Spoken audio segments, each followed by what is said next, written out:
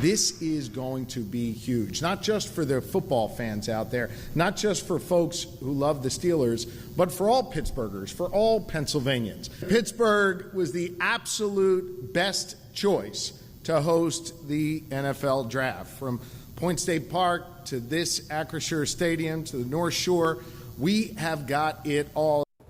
We certainly do. And from that announcement with Governor Shapiro back in May of 2024, hard to believe it's been almost 2 years, we are officially now in the home stretch. And in just a few weeks, an anticipated crowd of somewhere in the neighborhood of 500,000 pro football fans are going to fill downtown Pittsburgh, the North Shore, all for the 2026 NFL Draft.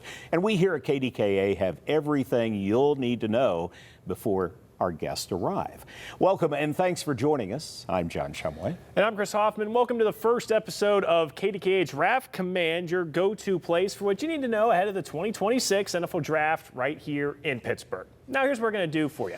4 episodes, including this one, once a week leading up to the draft, one on the Wednesday right before the draft as well, covering everything you'll need and want to know ahead of the draft.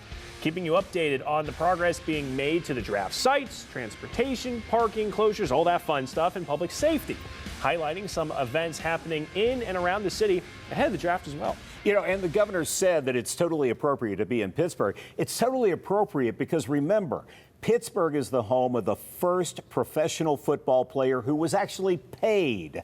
We're talking about Pudge Heffelfinger. Say that name 5 times real fast. I'm glad his name was Pudge Heffelfinger, because if it was Bob Smith, that would just be boring. It has a very turn-of-the-century name to it. Really Sounds like a tough guy running the ball there. Well, we're talking about 1892. Oh, that's true. You know, and Pudge played for the Pittsburgh, well, he was in a game against the Pittsburgh Athletic Club. The equivalent of $9,000, actually $500 is what he was paid. He actually negotiated the day of the game.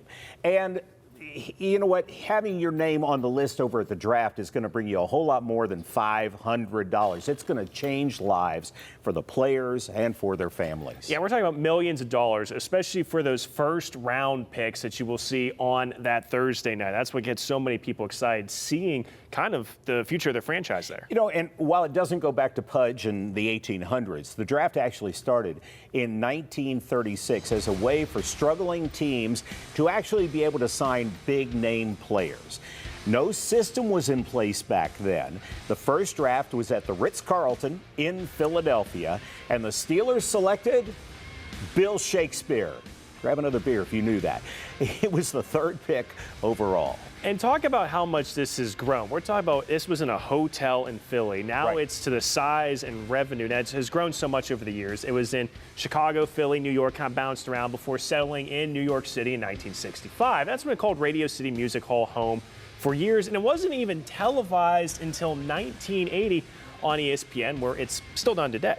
And honestly, in those early years, it was kind of boring, but it's anything but that now. They actually started moving it around city to city in 2015 as a way to expand the game's reach and revenue opportunities, emphasis on the revenue opportunities. Oh, yes, because when it started going on the road, that's when it became the massive event it is now. For 2 years, 15 and 16, you're in Chicago, 17 back to Philly, where it all started. Dallas in 18, then to Nashville in 19, then virtual in 2020 due to the pandemic, but there were still several memorable moments from that draft. We were seeing coaches in their living rooms, their kitchens making picks, along with Roger Goodell calling the picks from his basement. And then they went to Cleveland in 2021, to Vegas in 2022, Kansas City got it in 2023, and then, of course, Detroit. And man, what a host city that was. And then last year, they were in Green Bay for 2025. Now, this year, they come to Pittsburgh. And we're talking about April the 23rd, 24th, 25th, right around the corner. They are already taking over the North Shore, closest to Acrisure Stadium, and there's a lot to come in Point State Park. And we're talking about the draft being from noon until 10 p.m. Thursday and Friday, and then 9 a.m. to 6 p.m. on Saturday. And the estimate is between 500,000 to 700,000 fans expected over the course of the 3-day event. And that's really what's crazy, too, is when you think about just the city's population, a little around 300,000. So you're looking at more than double the number of people coming just to downtown in the North Shore for a 3-day event. It's mind-boggling. And some will be coming from the local area. Others will be coming from out of town. And now we know the draft over the past few years. So why did they select Pittsburgh? Actually, this has been in the works for a number of years. Pittsburgh placed a bid in 2026 and 2027 drafts, and then in late 2023 announced in May of 2024 that we actually got it. Visit Pittsburgh, and city leaders traveled to Kansas City, to Detroit, to Green Bay to learn as much as they could about what it takes to host and see what big revenue boost for the city and the surrounding communities it could be. And this was a big push because since then, we've been redding up. It has been decades of work done in a matter of just a few weeks. You've had Arts Landing. You've had the stuff to Market Square. They've also fixed up parts of Point State Park. You also had what just was unveiled this past week with the riverfront right there along Fort Duquesne Boulevard. They unveiled all of that. That's work that's been coming with this. So it's pretty much been almost another renaissance for parts of downtown. Compressed into a very, very short period of time. Now, you had a chance to talk to some of the folks from the NFL. Yeah, we spoke with some of them this week. We spoke with Nikki Yule, who serves as the Vice President of Global Events for the NFL. Here's what she had to say about why we in the Steel City got the green light for here in 2026.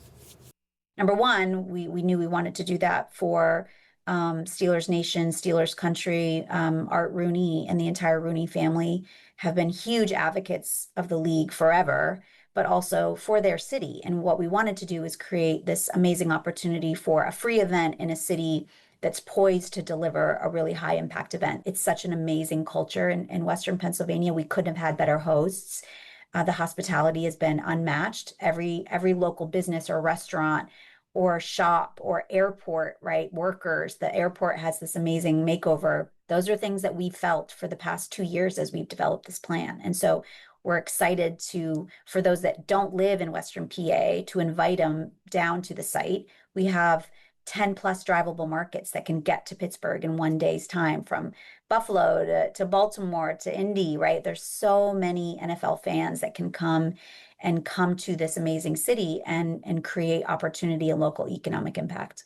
Yeah, let's talk a little bit more about that because, you know, everything with real estate is location, location, location.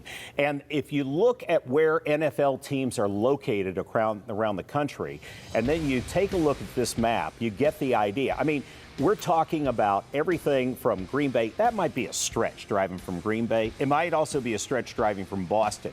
But it's not driving a stretch to go from Buffalo, from Detroit, from Chicago, from even down to Nashville or to Charlotte or to Washington. I mean, these are major markets with huge fan bases, 2 teams in New York. We're also talking about, obviously, Cincinnati, Cleveland, Indianapolis. All of those cities are drivable. And, you know, I've been talking to people who are involved in the draft, and one of the things they say that is different about the draft than, say, a Taylor Swift concert. Taylor Swift concert, you've invested your money. You have purchased that incredibly expensive ticket, and you're going to be there, come hell or high water. With the draft, you're not paying for the ticket. So it can be a more of a situation where, well, yeah, let's go. What the heck? And then the driving distance really is important because now you're sitting there thinking, okay, 5-hour drive, we're in Pittsburgh, why not? Don't also forget, you have a lot of college markets not far away. Happy Valley, sure. WVU, Columbus, Indiana just won the national title. Their guys projected to go first overall. That's not too far away. So you have a lot of people that may be traveling. They're also just college football fans trying to see where some of their top prospects land. So there's a lot of cities not too far away. And then the comparison to the Taylor Swift concert, that goes on tour. This is once a year. Yeah, and once a year and in one location. Of course, our region has been a hotbed for players. Oh, my goodness, has it ever been.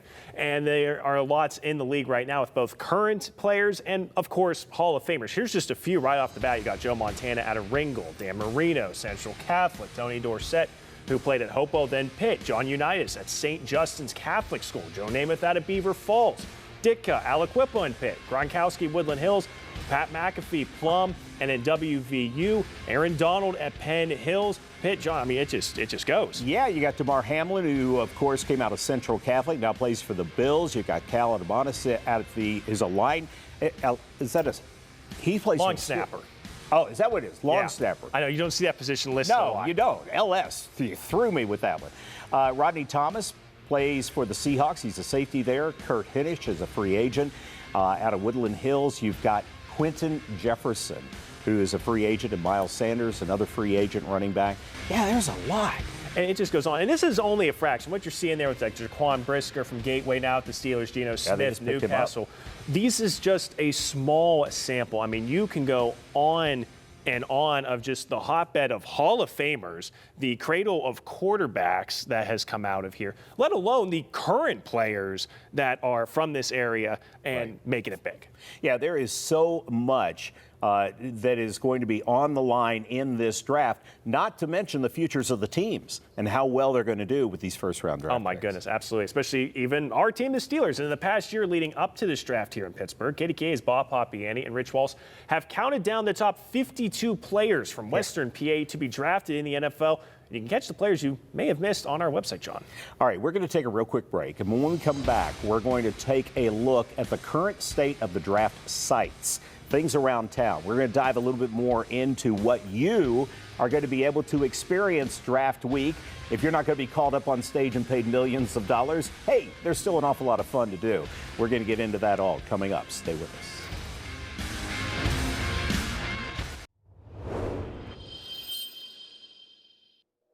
I think it's a great opportunity to showcase NFL draft elements and football-centric things, but also the city in itself, right? It's kind of a great walking tour of Pittsburgh. Really excited to get underway. We're on schedule for the first couple days. The weather's been cooperating, so really excited to finally be on the ground in Pittsburgh and bring this thing to life.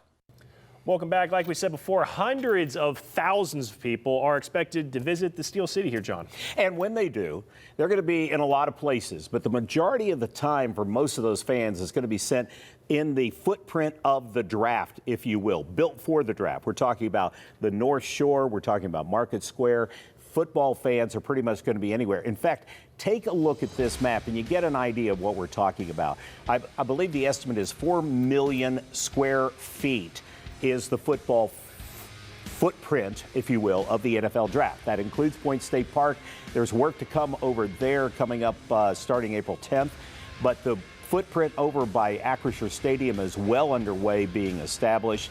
And the NFL Experience, the overflow viewing areas over on the North Shore, the main NFL Experience will be headquartered in Point State Park. And we want to take a look at the progress that's being made, and it's coming up quickly.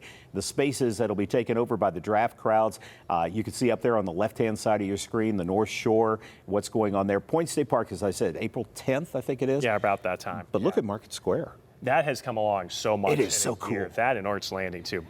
And the thing is, both those things are here for the long term. That's not just for that weekend. Now, for that weekend, though, we're talking about events that are going to be programmed in Market Square, in Arts Landing. Arts Landing has been taken over by the University of Pittsburgh for the draft. It's going to be a big block party going over there. On the North Shore, that's where you're going to find most, if not all, of the actual draft activities over the course of the 3 days. Yeah, I also sat down with Steve Fargo, director of event operations at the NFL this week, asking about what fans where, and once they're on the North Shore, once this draft does begin. The first thing we'll focus on is the draft theater and stage itself. That will take the longest amount of time to build. So that's what you see going on right now if you drive over to the North Shore. And then we'll continue to expand our footprint from there. That's kind of our anchor. And then we'll grow a little bit to the east of that in the parking lots outside Acrisure. And then about mid-April, you'll start to see us expand a little bit to the south side near Riverfront, as well as on the west side of Acrisure Stadium. We have our GA fan viewing area in the parking lots that'll have great sight lines into the theater. And then we're programming Acrisure Stadium itself. There'll be access to the field where the Steelers play, which is great partnership and opportunity provided to us and the fans from the Steelers. And then again, on the west side, you'll have some more activations, retail, food and beverage, and other draft-centric elements. Now, here's what we're talking about as far as over on the North Shore around the Steelers' home, if you will. The draft theater proper is going to be ticketed. You must be selected to get in. Now, the viewer experience inside Acrisure Stadium, on the other hand, is the NFL experience. There's the Play 60 zone on the Steelers mini field, which is pretty cool. Bud Light Beer Hall, the Taste of Pittsburgh, local food and drink vendors as well, of course. And the NFL Museum at the Sportsworks building, and the bust of Pro Football Hall of Famers as well. And there will be trophies as well. Yeah, you also have the NFL mock locker room experience, Football Town documentary at the Cayman Science Center going on in the cinema there. Showtimes, visit the Science Center website. There's also the NFL shop experience there, John. Yeah, and there's just going to be a lot going on. If you get bored, you're not trying. And the thing is, it's beyond just going and watching players get Right. selected. They're having the experiences at the point. They're having the stuff on the field at Acrisure Stadium. You can see like just the amount of construction that has gone on into this is just, it's a full-on operation. One of the things the NFL people are particularly excited about is the fact that they will be able to get fans on the field at Acrisure Stadium to watch on the Jumbotron to watch the actual draft. Yeah. They've never had that anywhere else. This is going to be a first, and Pittsburgh is happy to be able to accommodate. And it's also a two-system footprint, because we got the point as well, which will be where fans are able to get most of the NFL experience being offered there. So this is one of their largest footprints at that $4 million. And of course, we got the whole rivers dividing it, giving a whole new complex. You can see there on your screen, you got the 40-yard dash, Hail Mary, field goal competition. So a lot of stuff you can do in addition to autograph sessions. John, I mean, like you were saying, if you're bored, you just didn't take this in. Well, and on the NFL OnePass, which we're going to talk about, they will list where the autograph sessions are going to be and who's going to be available when. That's just one of the things. Not to mention, you're going to find out all about Taste of Pittsburgh. Yeah, we got a lot to offer. You better believe it. And the Steelers display with their championship trophies. Have you ever seen the 6 Lombardi trophies? I know you have, I have. We've seen them over at Steeler headquarters. But to see them all in one place like that, it is so cool. And a big thing, because we know how spring weather is around here, there are contingency plans for weather. They understand. That's what they're hoping for, but we have to prepare for the worst. We certainly know that. All right, you may be asking yourself, how will I experience the whole thing with a big river sitting in the middle between Point State Park and the stage? Well, there's going to be a few ways to do this. Now, the Fort Duquesne Boulevard to Roberto Clemente Bridge, that's going to be what you're doing for pedestrians. You're going to do that. The Fort Duquesne Bridge, you know how there's usually that pedestrian one, that is a no-go. They, due to safety concerns, it's only so wide. So you'll be walking down Fort Duquesne to the Clemente Bridge. Which is what we're doing right now, by the way, very quickly. Super soon, super quickly. If only we could all walk that fast. So you'll go by PNC Park there, go down West General Robinson Street to North Shore Drive, or you can even actually go down General Robinson Street all the way to the stage. Both will take you there. So roughly a 20-minute walk. Yeah, you can't do it this fast, but we'll get you there in 20 minutes on your feet, and you'll go right up to the site. It is an incredible walk, by the way. It's a great way to see the city, especially if you're from out of town. Another way you'll be able to get between the draft is the Clipper Fleet. Now, Friday and Saturday only. They're going to have 4 boats working. 2 of those boats will go between Station Square and PNC Park. That is outside of the security zone. But then 2 will also operate between Point State Park and Acrisure Stadium, and that is within the security frame. So once you go through security, you'll be able to go over to the North Shore. You won't have to go through security again. And we'll have much more about the timing and everything about that as we get a little bit closer to the draft. Yeah, and one more quick note. If you do take over the Roberto Clemente Bridge, you will be leaving that security zone, so you will have to go in through security again on the north side, or vice versa, depending how you go. But we're going to take another quick break. We're going to have a lot more coming up as we dive into one of the many things most people coming to the draft have questions about, and that's the NFL OnePass app that you'll be using on your device. We'll be right back.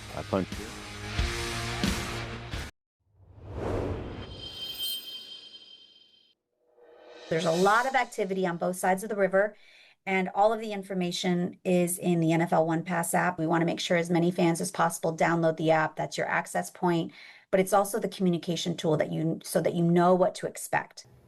All right, welcome back. When it comes to getting into and navigating the draft, the one thing draft organizers have stressed is the importance of the OnePass app. Now, one of us has already gotten it all taken care of, and one of us is still in the process. So, okay, tell me what I'm doing here. So they say it's going to be your place for up-to-date information. It's actually a relatively simple thing. It's going to tell you about what's going on for the event. They're going to communicate if there's anything going on, but it can be a little bit confusing. So that's why we're trying to be here to help.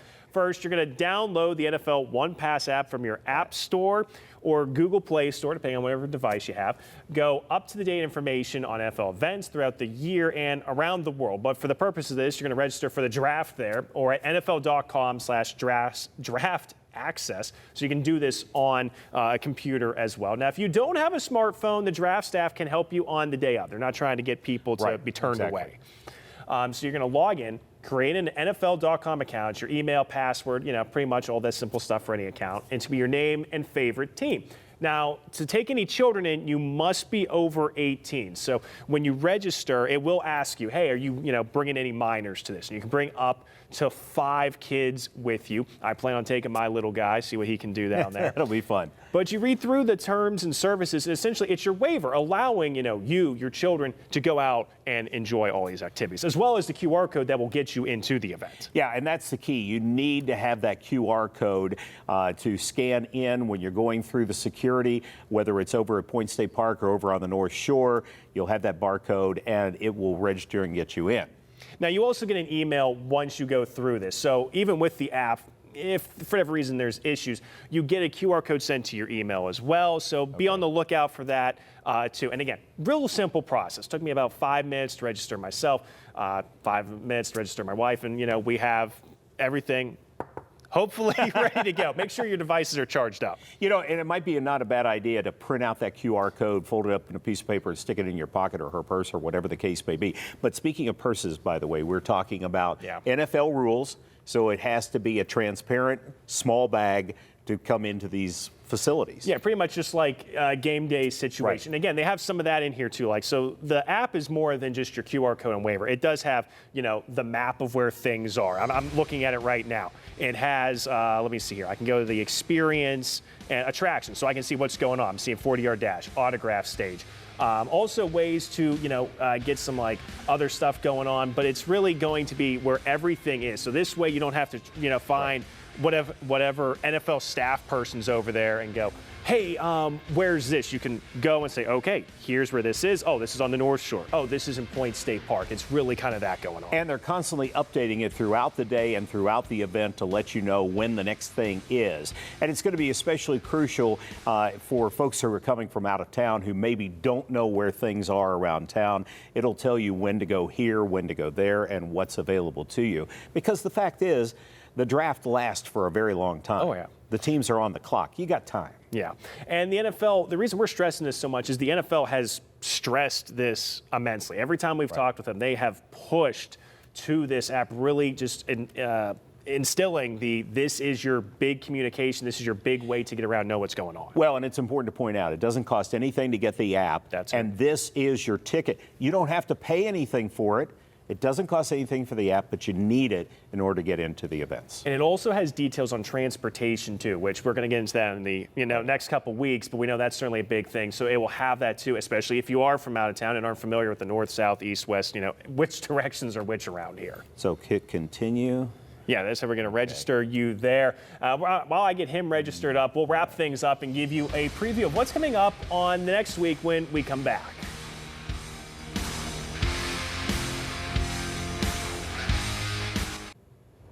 All right, welcome back. We've had a chance to talk about the footprint of the draft and then where it's going to be. It is going to have a lot of impact, not only for all the folks coming into town, but for all the folks who live here as well. And we're going to need to talk about that over the next few weeks. Especially those of you that work in downtown, because there's going to be a lot of closures happening between now and then. Some already happening if you routinely park over on the North Shore. Next time we'll provide more of an update on that progress of the draft sites on the North Shore, as well as Point State Park, as we get closer to this main event, John. We'll also take a look at some of the different celebrations and events centered around the draft that are happening around town and around the region, all happening in our area. And then new on next week's show, we get to the sports department involved in all this. Rich Walsh sits down with CBS Sports draft analyst, that is, Ryan Wilson, to talk about the Steelers' quarterback situation heading into the 2026 season, John. And that's a whole We've got a quarterback saga. situation? Yeah, something new. Wow. Some things repeat every year, doesn't it? All right, so make sure you tune in with us next Friday, 7 o'clock, right here on CBS News Pittsburgh. Thanks for being with us, and have a great night, everyone.